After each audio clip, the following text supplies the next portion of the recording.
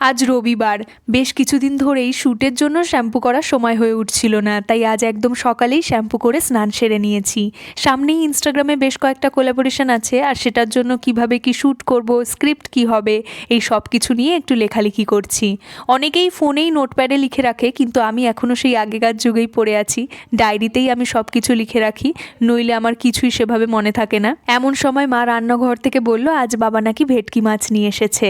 আর বেশ কিছুদিন ধরেই আমি ভাবছিলাম সবাই মিলে একদিন বাড়িতে ফিশ ফিঙ্গার বানাবো, তবে ভেবেছিলাম কাতলা মাছ দিয়েই বানাবো, কারণ ভেটকি মাছের যা দাম, রোজ রোজ তো এসব মাছ বাড়িতে সেরকমভাবে আসে না। কিন্তু আজ বাবা যেহেতু নিয়ে এসেছে, তাই মাকে বললাম কয়েক টুকরো আলাদা করে রেখো, আজই তাহলে ফিশ ফিঙ্গার বানাবো। বোন দুপুরে মাছটাকে ভালো করে আদা রসুন পেঁয়াজ কাঁচা লঙ্কা বাটা আর লেবু রস দিয়ে ম্যারিনেশন করে ফ্রিজে রেখে দিয়েছিল। আজ দুপুরে সবাই মিলে শীতের হালকা রোদে মেঝেতে বসে ভাত খেয়েছি। সবসময় চেয়ার টেবিলে খেতে ভালো লাগে না, মাঝে মধ্যে মাটিতে বসে খেলে কিন্তু বেশ ভালো লাগে। আজ মা যেহেতু কারখানাতে গেছিল, ফিরতে দেরি হচ্ছিল, তাই আমি এখানে পুজোটা দিয়ে নিচ্ছি। নইলে বেশিরভাগ দিন মাই সন্ধ্যায় পুজোটা করে। আমাদের বাড়িতে গরমের দিনে অত চা কফি কেউই খায় না, কিন্তু শীতকালে সকাল সন্ধ্যা দুই বেলা চা কিংবা কফি আমাদের লাগবেই। এখানে সবার জন্য আমি একটু কফি বানালাম। বেশিরভাগ দিন সন্ধ্যেবেলা আমরা মুড়ি মাখা খাই, তবে আজ যেহেতু ফিশ ফিঙ্গারের আয়োজন হয়েছে, তাই স্বাভাবিকভাবে কেউ মুড়ি মাখাটা খেতেই চাইলো না। আমাদের বাড়িতে এমনি রোজকারের রান্নাগুলো ছাড়া বাকি যে শৌখিন রান্নাগুলো সেগুলো পিঙ্কি খুব ভালো করে। এখন কফি খেতে খেতে ফিশ ফিঙ্গারের প্রিপারেশন শুরু হয়ে গেছে। ফ্রিজ থেকে ম্যারিনেটেড মাছগুলোকে বের করে নেওয়া হয়েছে। এক পাশে ব্রেড ক্রামস রাখা আছে, আর অন্যদিকে ওই 3টে ডিম ভালো করে ফাটিয়ে নেওয়া হয়েছে। একটা বিষয় বোনের থেকে জানলাম যে মাছগুলোকে ম্যারিনেশন করার সময় নুন দেওয়া যাবে না, তাহলে ফ্রিজে রাখলেই জল ছেড়ে দেবে। তাই ফ্রিজ থেকে বের করে কোটিং করার ঠিক আগে নুনটা দেবে। এইবার একটা একটা করে মাছ নিয়ে ব্রেড ক্রামসে কোটিং করে তারপর ডিমের মধ্যে ডুবিয়ে আরও একবার ব্রেড ক্রামসে কোটিং করে নিতে হবে। এইবার একটা পাত্রে বেশ কয়েকটা ফিশ ফিঙ্গার নিয়ে ফ্রিজে রেখে আসবো, যাতে পরেরগুলো কোটিং করতে করতে আগের ফিশ ফিঙ্গারগুলো ভালো করে সেট হয়ে যায়। তাহলে সেগুলোই আগে ভেজে গরম গরম খেতে পারবো, কারণ ভাজাভুজি যে কোনো আইটেম দেখবে গরম গরমই ভালো লাগে, ঠান্ডা হয়ে গেলে একদমই খেতে ভালো লাগে না, আর আসল যে স্বাদটা সেটা পাওয়া যায় না। আমি আর পিঙ্কি রান্নাঘরে দুজনে মিলে কিছু রান্না করলে সেটা দুর্দান্ত খেতে হবেই। মা বলে আমাদের রান্নাঘরের জুটিটা নাকি বেশ ভালো। আসলে আমার মনে হয় যেহেতু আমাদের দুজনের মধ্যে কোঅর্ডিনেশনটা খুব ভালো, তাই তার রেজাল্ট হিসেবে রান্নাটাও খুব ভালো হয়।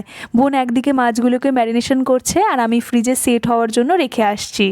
প্রায় ওই 20টার মতো ফিশ ফিঙ্গার হবে হয়তো সব মিলিয়ে। মাঝে মধ্যে যখন রেস্টুরেন্টে খেতে যাই, স্টার্টারে ফিশ ফিঙ্গার অর্ডার করি, কিন্তু ওই 4 থেকে 5টা থাকে, যেটার দাম প্রায় 400 থেকে 500 টাকা নিয়ে নেয়, যেটাতে মন পেট কোনোটাই ভরে না। তাই আজ সবাই মিলে মন ভরে ফিশ ফিঙ্গার খাবো। বোন বাকি মাছগুলো ম্যারিনেশন করছে, আর আমি এদিকে স্যালাডের জন্য পেঁয়াজ টমেটো এগুলো কেটে নিচ্ছি।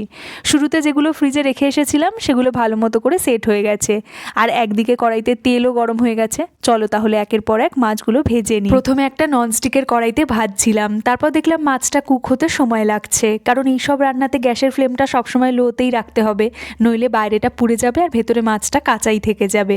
তাই একটু তাড়াতাড়ি করার জন্য পাশে আরও একটা প্যান বসিয়ে নিয়েছি।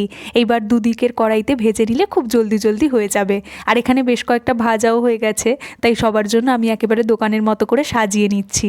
দেখো আমরা সবাই জানি বাইরের খাবার আনহেলদি এবং আনহাইজেনিকও বটে, তবে কখনো কখনো এরকম চেনা ছন্দের বাইরে বেরিয়ে ভালো কিছু খেলে দেখবে মনটাও ভীষণ ভালো হয়ে যায়। আমরা বাইরের খাবার খুব একটা খাই না, ছোট থেকেই যা খেতে চাইতাম মা সেটা বাড়িতেই বানিয়ে দিত, কারণ মা সব সময় বলে বাড়িতে বানিয়ে খেলে হয়তো সেটা পুরোপুরি হেলদি হয়ে যায় না, কিন্তু হাইজিনটা মেনটেন করা যায়। কারণ এটা তো সত্যি কথা যে যত বড় রেস্টুরেন্টই হোক না কেন, কখনো বাড়ির মতো পরিষ্কার পরিচ্ছন্ন করে খাবার বানানো হয় না সেখানে। যদিও অনেক দিন পর সবাই মিলে শীতের সন্ধ্যায় বসে গরম গরম ফিশ ফিঙ্গার সঙ্গে কাসুন্দি আর স্যালাড, একেবারে যাকে বলে জমজমাট শীতের সন্ধে। মা খেয়ে তো ভীষণ ভালো বললো, যদিও মা ফ্রায়েড আইটেম খেতে খুব পছন্দ করে। আমি একদিকে বেশ কয়েকটা ভাজতে বসিয়েছি, আর একটু নিজে খেয়েও দেখলাম, খুবই ভালো হয়েছে, ভীষণ ক্রাঞ্চি, আর সঙ্গে যেহেতু মাছটা খুব ফ্রেশ, তাই কাসুন্দি দিয়ে খেতে ভীষণ ভালো লাগছে। চলো আমরা সবাই মিলে খাওয়া দাওয়া করি। দেখা হচ্ছে তোমাদের সাথে পরের ব্লগে। বাই।